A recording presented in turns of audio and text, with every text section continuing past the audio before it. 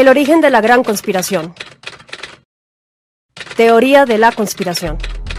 Una teoría conspirativa puede definirse como la tentativa de explicar un acontecimiento o una cadena de acontecimientos, sucedidos o todavía por suceder, ya sea percibidos o reales, comúnmente de importancia política, social, económica o histórica, que influye drásticamente en el orden funcional del entorno o en el individuo.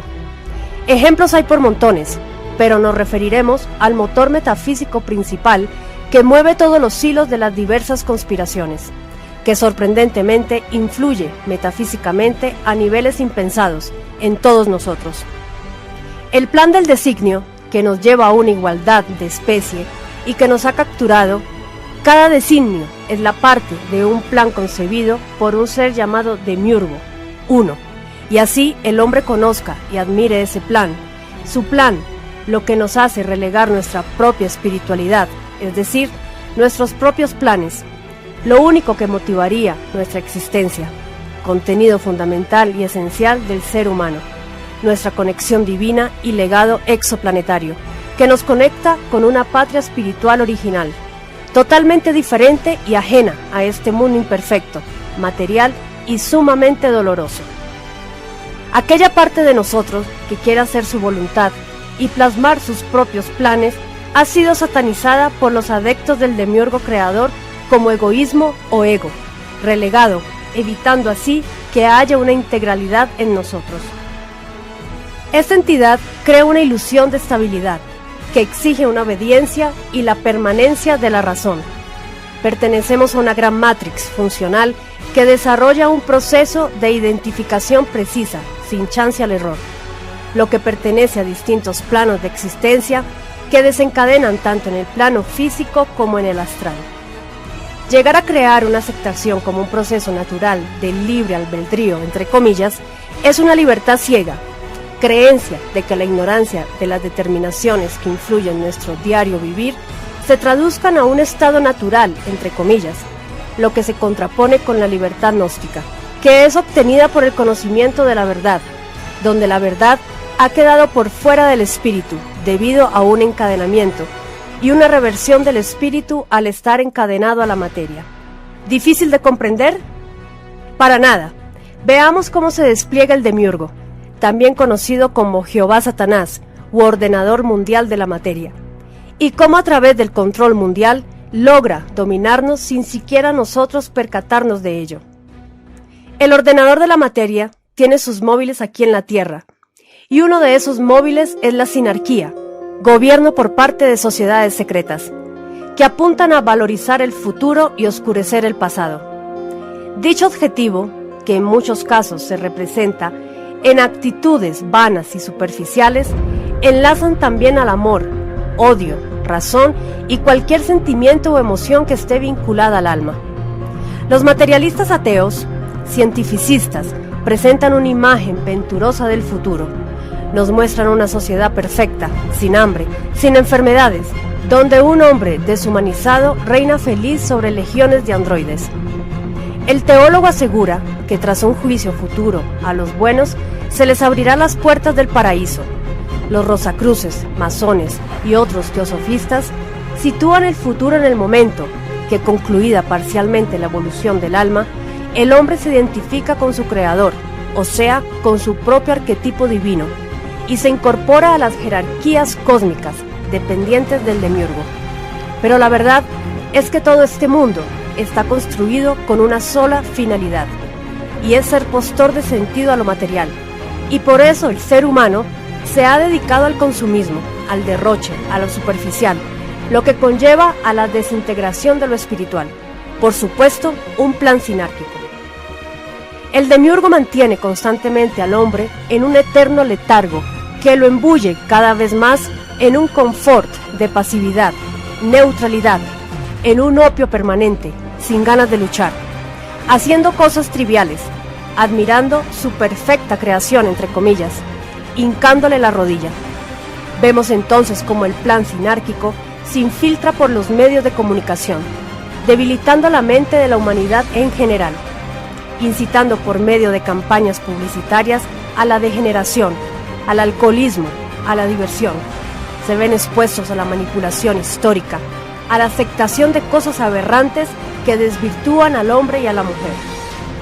En conclusión, el hombre se encuentra perdido, divagando en un mar de inciertos, de mentiras, de superficialidad, sumergido en su pequeño mundo, durmiéndose cada vez más en vez de despertar. Sin valores, sin integridad, sin honor, sin compromiso, sin palabra, impuntual, desleal, traidor, en fin, una marioneta del sistema que acepta todo lo que le dicen. No se cuestiona nada, no se informa, más bien se desinforma.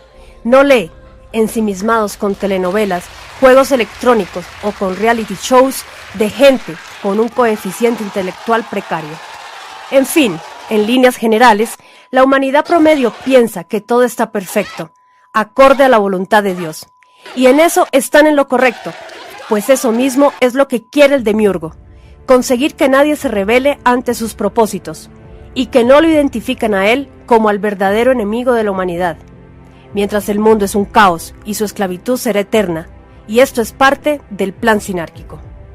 La gran conspiración del evolucionismo. Todos intuimos efectivamente que la teoría de evolución, aparte de ser fantasiosa, es totalmente irreal, con criterios fiables que parten desde la sabiduría hiperbórea hasta conocimientos científicos. Brindaremos suficientes pruebas para demostrar el verdadero origen de la humanidad.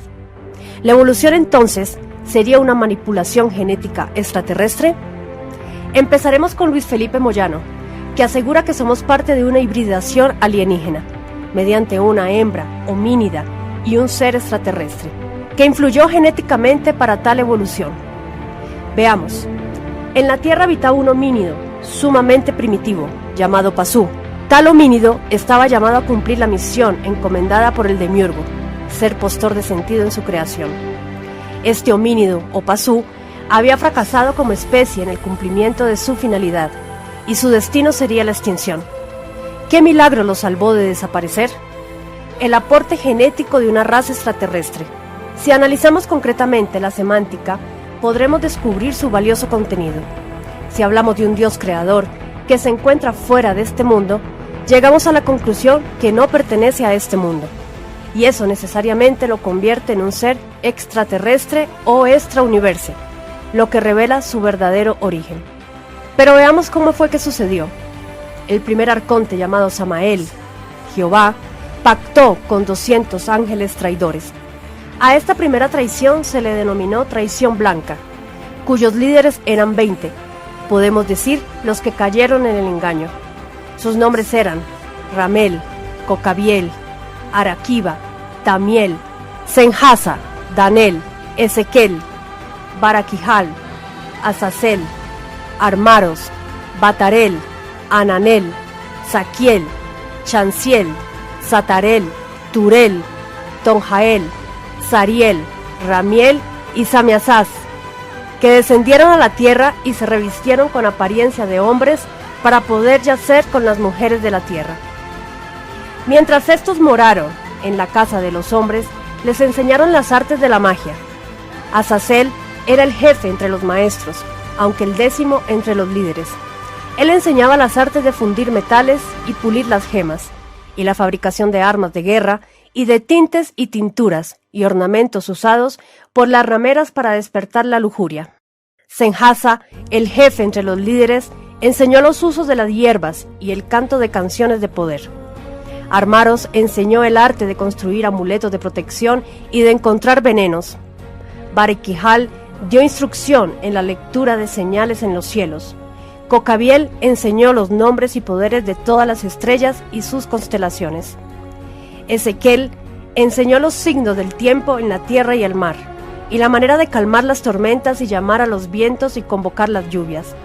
Araquiba dio instrucción en las artes geománticas y en el crecimiento de las cosechas. Chanciel enseñó sobre las estaciones del sol y la medición de los días. Sariel enseñó sobre las estaciones lunares y todos sus poderes secretos. De esa unión, las hijas de los hombres en la tierra tuvieron gigantes, y esos gigantes usaron las artes prohibidas. Estos ángeles fueron castigados por haberse contaminado con las mujeres de la tierra, y el castigo fue infringido por el ángel Miguel, siendo entonces traicionados y encadenados a la materia por su propia raza. El pacto con el Creador había sido consumado, y ahí tendría lugar una hibridación alienígena que le permitiría a ese nuevo hombre poner sentido a su creación, reconociéndolo como Padre y Dios único. Aunque las religiones se empeñen, debido a su ceguera gnoseológica, en afirmar que Dios no puede ser extraterrestre, es un hecho que abre paso a una visión espiritual difícil de pasar por alto. La tesis del Dr. Loy Pai. Loy Pai afirma que hay como mínimo 12 formas en las que los humanos no son primates. Los huesos de los humanos son más delgados y ligeros.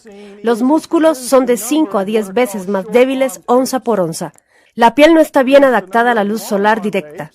El tejido adiposo contiene 5 veces más grasa bajo la piel, pues si hay un corte profundo y severo se abre debido a la grasa, que hace que no se cure y necesite puntos de sutura. De lo contrario se infectaría y podríamos morir. Si existe un corte en un primate lo bastante grave, son tan fuertes que tienen la habilidad de autocurarse. Los humanos no tenemos mucho pelo en el cuerpo en relación con los primates. El patrón está completamente invertido, ya que los primates están muy poblados de pelo en su espalda y menos peludos por delante, y en los humanos somos poblados de pelo por delante y menos peludos por detrás. ¿Qué avance selectivo hay en eso? En los humanos el pelo de la cabeza y las uñas tienen que ser recortados. ¿Cuál es la ventaja en eso? No fue un buen movimiento de la naturaleza, definitivamente. Los cráneos y cerebros no tienen la misma aproximación. La locomoción es la diferencia más obvia. En los primates debemos recordar que el habla está completamente rediseñada. El sexo no posee ninguna señal de ciclos típicos. Los desórdenes genéticos humanos son más de 4.000, lo cual no tiene sentido para una especie de tan solo 200.000 años de edad. En los primates solo hay unos cuantos. La naturaleza, por ende, cuando existe una irregularidad, se deshace de las copias defectuosas. La mayoría de las cosas crecen muy auténticas en la naturaleza, las plantas, los animales.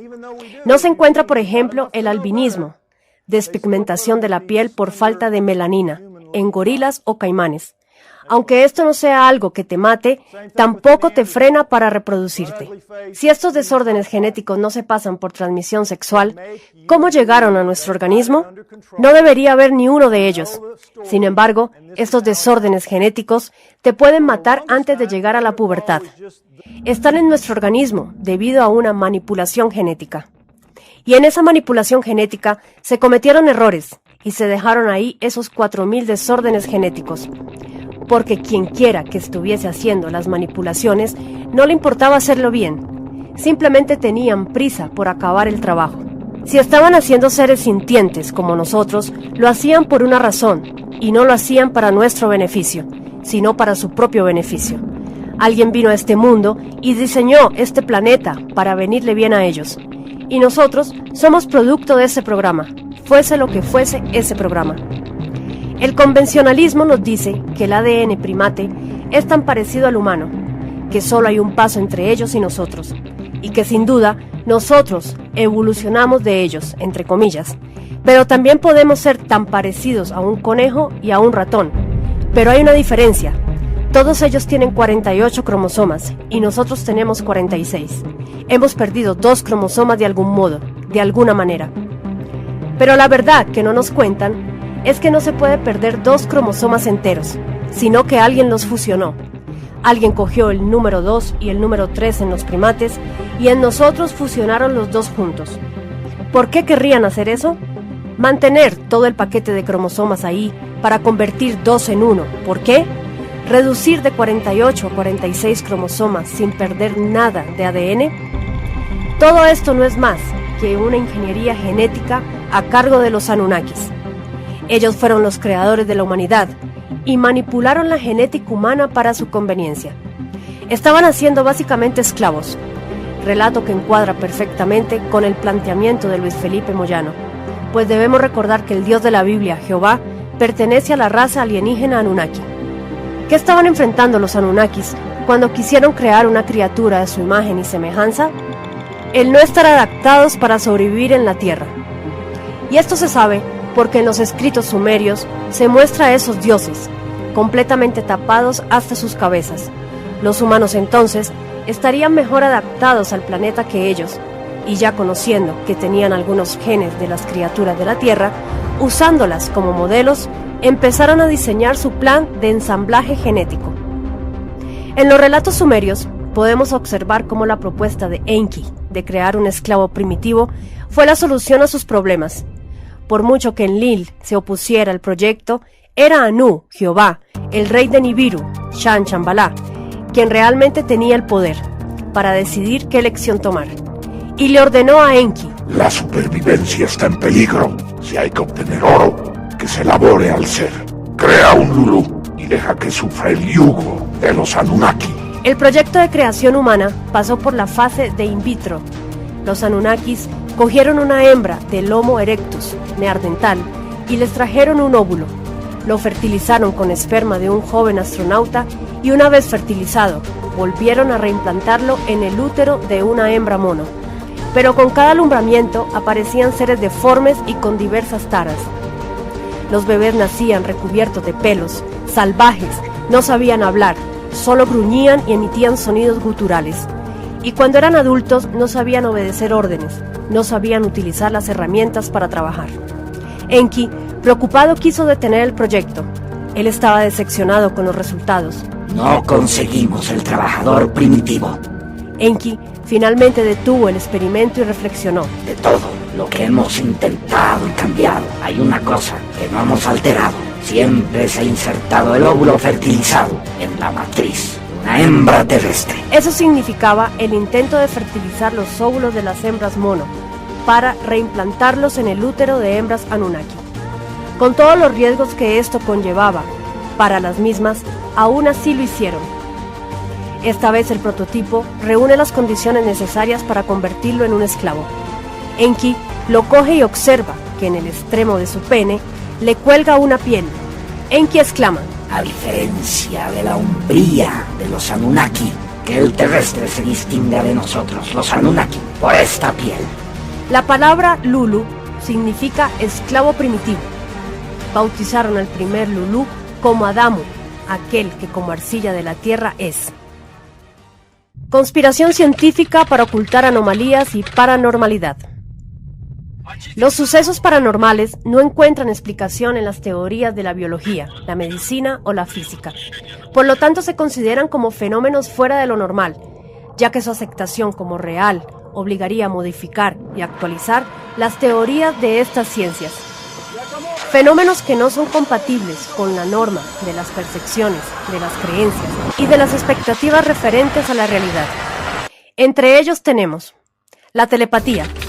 Consiste en la comunicación directa de pensamientos, palabras, números, figuras, etc., entre una mente y otra, sin uso alguno de medios sensoriales, y al margen de la distancia que pueda haber entre emisor y receptor, y de los obstáculos materiales, paredes, montañas, etc., que se encuentren entre ambos. La telepatía está vinculada al funcionamiento de ciertos chakras, conectada directamente al plexo solar, zona que está en contacto directo con el cuerpo astral, que se deriva en dos ramas: la instintiva, que se basa en los impactos de energía que provienen del cuerpo etérico, que están conectadas a las sustancias etéricas del planeta, y la intuitiva, que requiere de cierto grado de evolución espiritual, entre comillas, y de entrenamiento en la meditación, conectado directamente con el chakra coronario o al tercer ojo, que conecta con el todo, el famoso campo unificado que puede producir fenómenos físicos. La levitación. Los seres humanos o los objetos, sin el uso de soportes técnicos, pueden elevarse del suelo y flotar en el aire, donde se alcanzan ciertos estados de la mente imposibles de explicar racionalmente. Desde tiempos remotos, esta acción se ha reportado en distintas culturas, adjudicado también a la psicoquinesia, en trances que son espirituales. No se trata de cargas eléctricas o fuerza de gravedad, como se pudo haber sugerido, sino de lo que los expertos denominan fuerza de Casimir, un fenómeno de la mecánica cuántica, al interior de la materia. Fluctuaciones en los campos energéticos de las micropartículas causan fricciones que afectan los espacios vacíos entre los objetos, obviamente alcanzada entre dos dimensiones que pueden converger en algún punto determinado. También hablamos del campo unificado, entre comillas, es decir, la injerencia inevitable del demiurgo. La clarividencia. El hombre posee una habilidad para captar de manera extrasensorial información sobre eventos pasados, presentes o futuros. Un fenómeno que se atribuye a la parapsicología como videncia natural. La clarividencia es tan importante que ha sido utilizada como herramienta en un gran número de agencias de investigación federal que se han servido de los psíquicos, que suelen intervenir en diferentes casos para conseguir respuestas y pistas que son imposibles de resolver por medios convencionales. Se sostiene que la clarividencia es un don que se encuentra dormido en nuestro interior y que por lo tanto, este es susceptible de ser despertado. Con la finalidad de despertar este don, se ha creado la cartomancia, lectura de las cartas, y la quiromancia, lectura de la mano, entre otros. Combustión espontánea. Fenómeno por el cual las personas pueden arder en llamas sin razón aparente, quedando reducidas a cenizas y sin poder apagar el fuego que se ha originado en el interior de sus cuerpos. Si bien ha habido muchos casos registrados en la historia medianamente reciente de la humanidad, todos ellos bien documentados, entre comillas, en los detalles del proceso de combustión y las aparentes razones y evidencias que sustentan al fenómeno. Los fenómenos térmicos están relacionados con la emisión y absorción de calor. Estos fenómenos pueden ser encontrados en cada actividad que el hombre realiza diariamente en la cocción de alimentos.